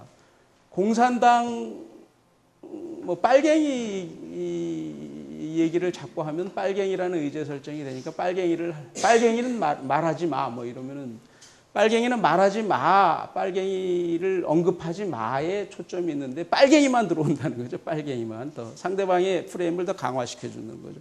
이 사람이 이렇게 코끼리는 묻지 마 하면은 코끼리를 얘기하지 말라고 하는데 초점이 있는데 그게 아니라 그 얘기를 하면서 코끼리 얘기를 하니까 사람들은 코끼리를 그 프레임만 더 강화된다 이거죠. 이런 얘기인데, 제가 박사학위 논문 쓰면서 이제 했던 것이, 제가 그 촛불 시위로 논문을 받았는데 그때 인식했던 거는 이 같은 촛불 시위를 보고 양쪽의 진보 언론과 보수 언론의 해석이 완전히 양극단이니 이게 어느 게 맞는 거냐, 같은 해석. 이거를 그 프레임 분석을 통해서 한번 제가 분석을 해서 이제 그 논문을 받았는데, 결론은 이 촛불 시위가 일어난 그 석 달간의 기간을 갖다가 진보 언론과 보수 언론의 그 보도 행태를 변화를 보고 그걸 수치로 표현을 해서 우리 사회의 이념 양극화가 어느 정도 심각한가, 이거를 제가 이제 분석해서 논문을 받았는데, 이게 다 해서 간단한 예를 들어 보면, 이 진보 언론이 촛불을 보면은 그 어떤 주권 재민이라든지 이게 민심이라든지, 이 촛불이라는 현상 자체가 이제 거리에 나타난 그게 다 민심이다, 민심이니까 반드시 이 민심을 수용해야 된다, 이런 게 이제 진보 언론의 기조고, 보면 보수 언론은 배후 세력 뭐 이런 걸 얘기를 하잖아요. 배후 세력이고 이건 다 이 괴담에 놀아나는 거다 말이야. 거의 선동이다. 이건 시위꾼들이 시위하는 거다. 이건 민심이 아니다. 뭐 이런 거였잖아요. 진보 언론 역시 이 민심을 빨리 수용해서 대통령이 뭐 6.29 선언이라는 표현까지 쓰잖아요. 이런 게 이제 그 진보 언론은 진보 언론의 프레임이라는 게 있다는 거죠. 보수 언론은 반면에 이 쇠고기를 가만 놔두면 이게 공권력을 동원해서 빨리 이걸 그 초장에 잡아야지 왜 정부가 뭐 하고 있느냐 뭐 이런 거잖아요.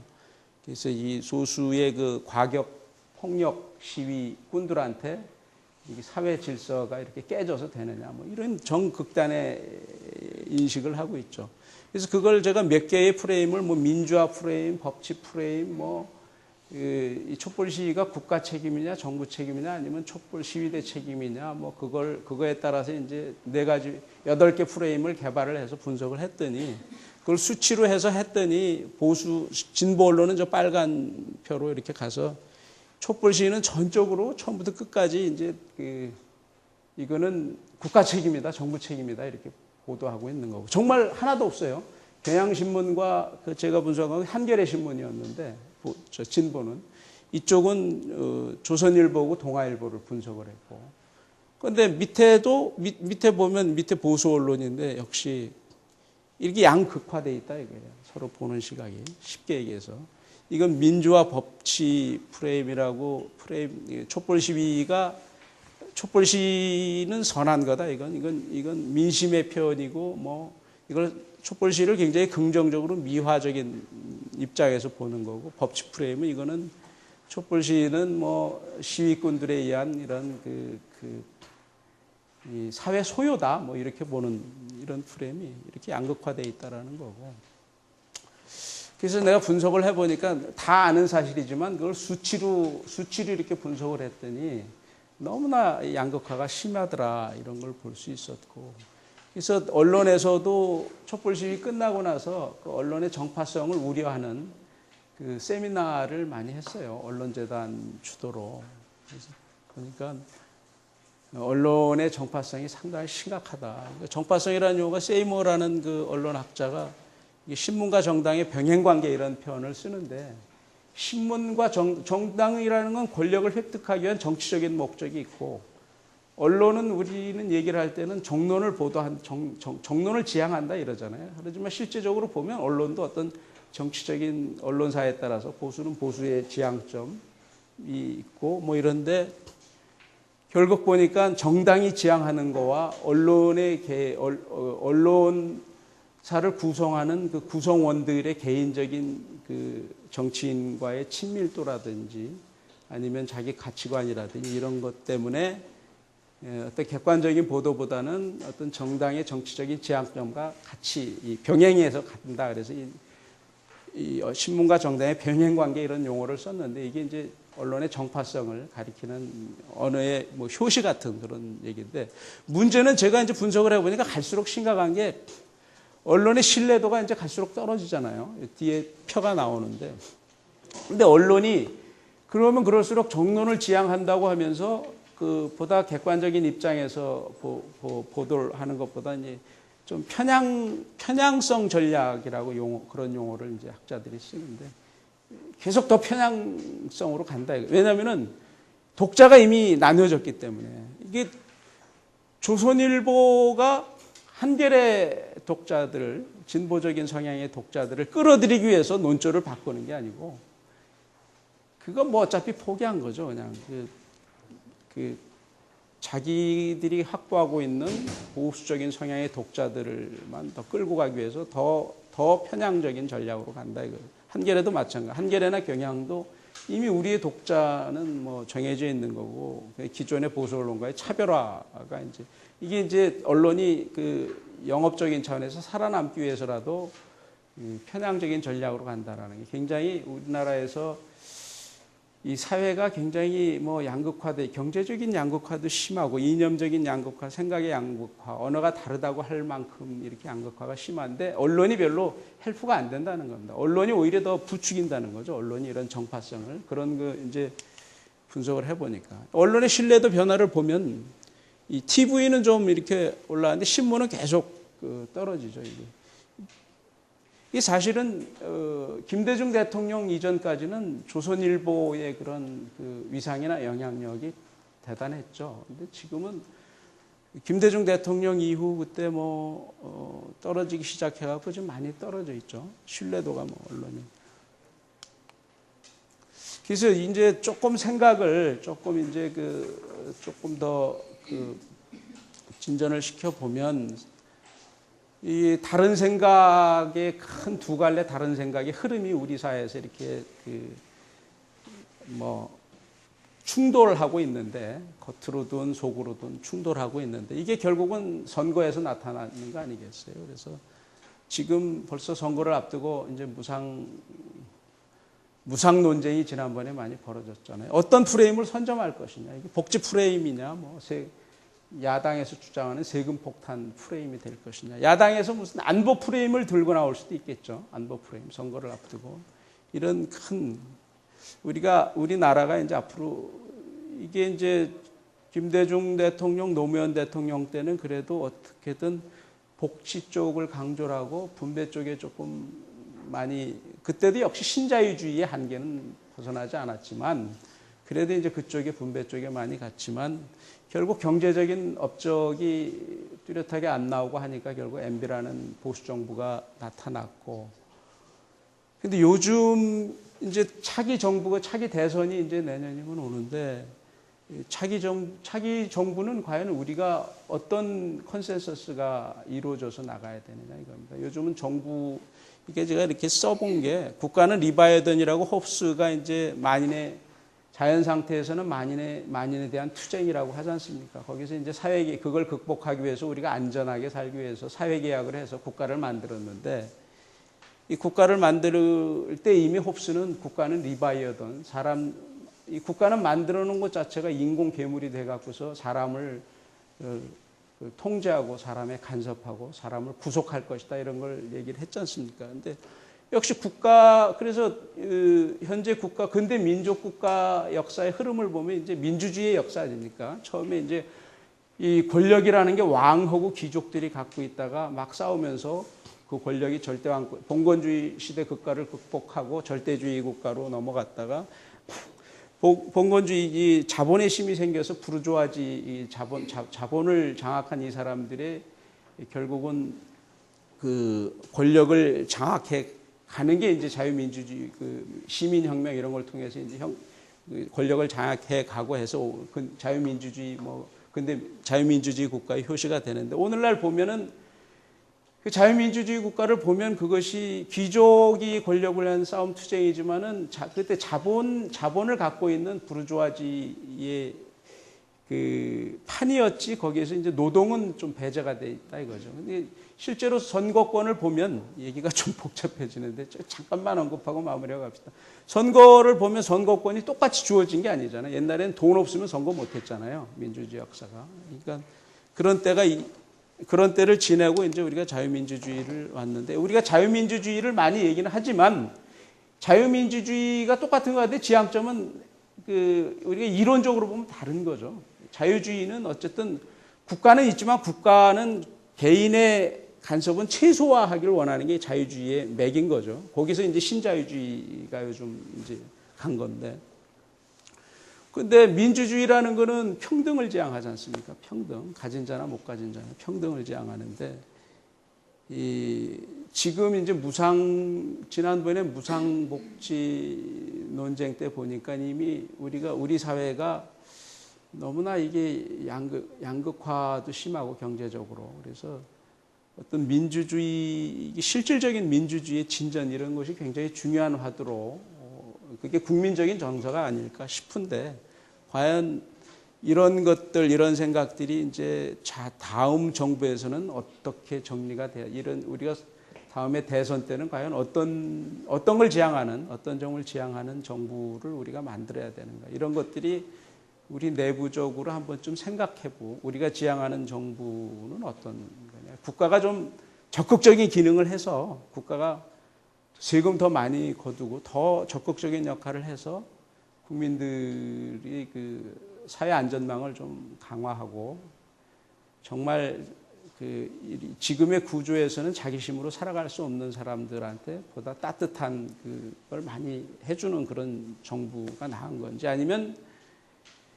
시장은, 그렇게 되면 시장에 대한 국가가 간섭이 너무 많으니 시장은 그냥 두고, 그런 거는 대기업이니 이런 큰 부자들을 우선 잘 살게 해서 성장을 많이 해갖고서 거기서 이제 파일을 크게 한 다음에 나눠줘야 되니까 국가는 좀 기능을 좀 적게 하는 게 좋은 건지. 이게 미국 사회도 이제 이거에 따라 이제 진보 보수 정권이 이제 이게 갈림길이 나오는 건데 우리도 이런 걸 한번 좀 생각하고 다음 선거에는 뭐 화두가 나오지 않을까 이런 거죠.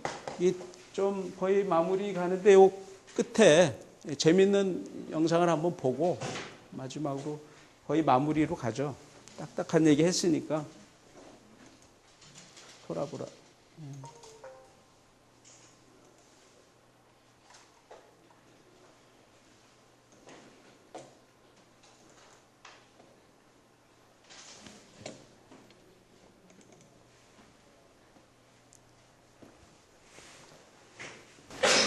빈 라덴이 숨어있을 것으로 보이는 아프간의 토라보라 전선에서는 반탈레반군과 알카에다 간의 최후의 일전이 계속되고 있습니다. 한국 기자로서는 처음으로 토라보라에 들어간 KBS 특별 취재반의 김혜영 특파원을 화상 전화로 연결해서 현지 소식 알아보겠습니다. 김혜영 특파원. 네, 토라보라입니다. 네, 뒤로 포연이 일고 있는데요. 지금 있는 곳이 전선 어디쯤입니까? 지금 제 뒤로 보이는 산 전체가 토라보라 지역입니다. 지금 표현을 보시는 그 중간쯤 산에 미군의 공습이 집중되고 있는데 그곳에서 제가 서 있는 곳까지 직선거리로 1km이고 주변 교전 현장까지는 걸어서 20분 거리입니다. 오늘 이곳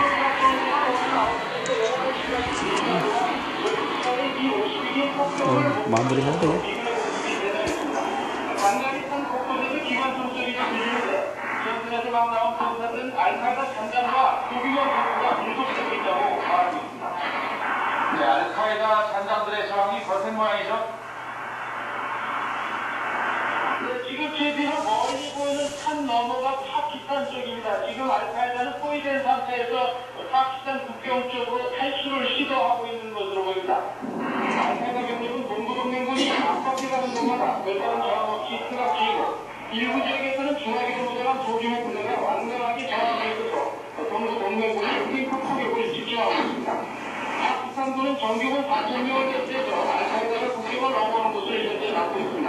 현재 알카에다와 동부동맹은 일시 상황협상 접촉을 하지 않고 있습니다. 현재 미국 특수부대 대원들은 빈 라덴이 토라보라 지역에 있다는 여러 정보를 근거로 영국군과 북동으로 동부 수색 작전을 벌이고 있는 것으로 전해졌습니다.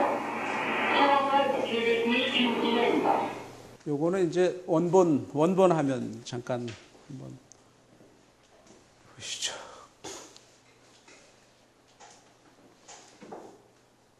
이게 알카에다가 마지막에 토라보라 산악 지역에서 쫓겨가 갖고 이제 미군이 B-19로 폭격하는 그 현장입니다. 파키스탄하고 접경지대죠. 이게 이제 B-19가 폭격을 해서 연기가 계속 나는 거고요. 근데 저렇게 했어도 알카에다가 안 망하고 탈레반이 안 망하고 아직도 미군하고 또 전쟁을 하고 있잖아요. 그러니 내전의 뿌리가 엄청 깊죠.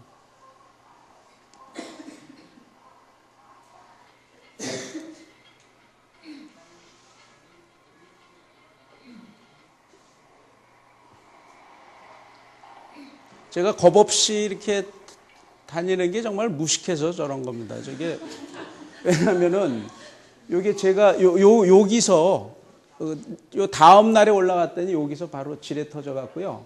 죽었어요. 다 현지인들이. 얘들도 이제 여기 탄피 수거해 갖고 이거 팔아다가 좀 먹고 살고 그러는 주민들이 있거든요. 근데 이 쥐레라는 게 나 그때 처음 알았는데 쥐레가 이제 우리가 발로 밟는 쥐레만 있는 게 아니고 하늘에서 이렇게 뿌리는 쥐레가 있어요. 그럼 이게 뿌리면은 나무 같은 데 걸려 있잖아요. 그러다 이제 걸려 있다 바람이 불면 그게 떨어져서 이제 폭발을 해요. 그러니까 우리는 아무것도 모르고 이제 왔다 갔다 했으니까 나중에 굉장히 식은땀이 나고. 폭격으로 깊은 구멍이 파여지는 등 미군의 공습이 집중됐던 흔적이 가득합니다. 이게 정말 무섭습니다, 여러분. 이거 하는데, 이 B-19 폭격하는데, 순간적으로 저렇게 되는 거예요. 그냥 제가 쇼하는 게 아니고, 순간적으로. 이게 그거예요. 부비 트랩이라고 군대 갔다 오신 분들 알잖아요. 부비 트랩이라고 이렇게 함정 설치해 놓으면 그거 실 같은 거 건드리면 폭발해 갖고, 그래서 몇 명 죽었어요, 이게 미군들이. 그래갖고서 미군 특공대원 하나 있고, 미군 특공대하고 이제 마지막에 이 아프간 사람들하고 공조해서 이제 수색 작전 피고 그러는 건데,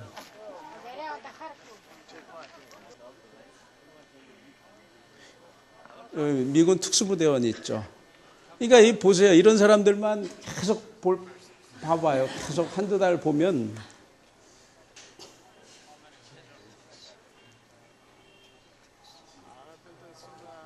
이게 이 사람들은 전쟁이 하나의 생활이잖아요. 옷차림에서도 보면 그냥 전쟁이라고 군복 따로 입고 뭐 이게 아니고 그냥 똑같이 살다가 총 들고 와서 쏘고 다시 오고 뭐 이러는 거예요, 이 사람은.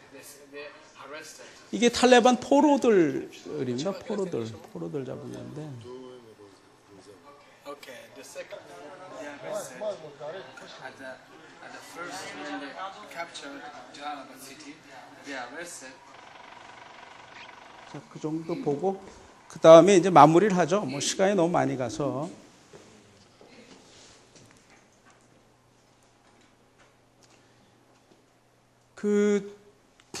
뭐 이제 넘어가고요.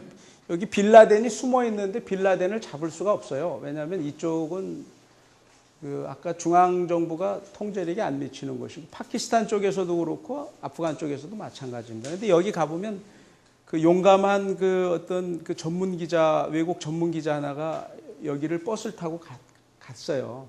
빌라덴 행방. 근데 거기에 다니는 모든 일반 버스 안에는 빌라덴 초상화가 다 이렇게 붙여 있어요. 그 정도로 빌라덴 맹종자들이 일반 주민들의 민심이기 때문에 거기 숨어버리면은 찾을 수가 없죠. 공권력으로 찾아낼 방법이 없어요. 그러니까 빌라덴이 아직도 잡아내기가 좀 어려운 거죠. 이게 제가 돌아다니다가 저런 현장에 막 돌아다녔더니 서양 기자들이 막 나보고 인상을 쓰면서 욕 비슷한 걸 제재를 하고 그러더라고요. 이게 왜 그러냐? 이 부비 트랩 사건이 일어났기 때문에 그래요. 그러니까 알카에다 우리 눈에는 생생한 현장이 막 총알 이런 것들 막 산더미처럼 쌓여 있고 이런 게 너무 생생하니까 막 만지고 그러는데 만지지 말라 이거죠. 부비 트랩. 얘들은 이런 데 오면 얘들이 이제 군대를 안 갔다 온 이유도 있겠지만 여기 오면은 얘들은 전쟁터 보내기 전에 영국에서 특수부대가 운영하는 3주짜리 훈련을 거치고 옵니다. 이제 $10,000인가 뭐 이렇게 좀 훈련을 시켜요. 왜냐하면 군대 가면 거기 가서 총상을 입으면은 응급조치하는 방법이라든지 물이 없을 때 물을 만들어서 일반 안전하게 먹을 수 있는 방법이라든지 쥐레의 종류라든지 이런 다 교육받고 옵니다. 근데 우리는 아니잖아요. 무식하게 가잖아요. 그러니까 막 좋게 보면 용감한 건데 상당히 무식해서 용감한 거죠, 우리가.